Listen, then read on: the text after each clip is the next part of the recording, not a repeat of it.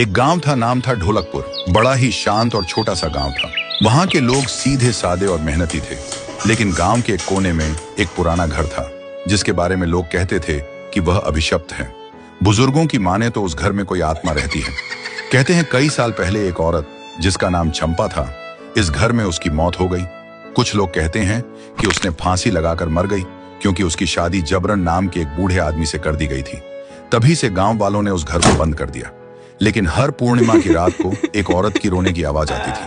कई बार किसी ने उस औरत को सफेद पोशाक में देखा। एक दिन गांव का एक नया लड़का अर्जुन, जो इन बातों को अंधविश्वास मानता था, उसने ठान लिया कि वह उस घर के पास रात बिताएगा। उस रात पूर्णिमा थी। अर्जुन ने टॉर्च ली और घर के पास जाकर बैठ गया। शुरू में सब ठीक था, लेकिन आधी रात होते ही अचानक ठंडी हवा चलने लगी। उसके टॉर्च अपने आप बंद हो गई। तभी उसे किसी के कदमों की आहट सुनाई दी। वह घबराया और इधर उधर देखने लगा। तभी उसने देखा एक भूत जो बिना कपड़ों में हवा में उड़ रही थी और उसके सामने आकर खड़ी हुई थी।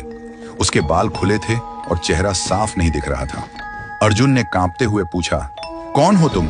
औरत ने धीरे धीरे सिर उठाया और उसने बोला, मैं चंपा हूं, मुझे मार दिया गया है। मुझे एक बुढ़े के साथ जोर जबरदस्ती करके शादी कर दिया गया था और उसे बुढ़े ने मुझे मार दिया। और अंत में कहा, मुझे न्याय चाहिए। और उसके बाद चंपा वहां से चल पड़ी। अर्जुन बेहोश हो गया और सुबह तक वह बेहोश पड़ा था। जब उसका होश आया तो देखा सुबह हो गया था। गांव वाले उसे बेहोशी देखकर उसके पास आया और पूछा कि क्या हुआ। रात में हुई पूरी घटना सबको बोल दिया।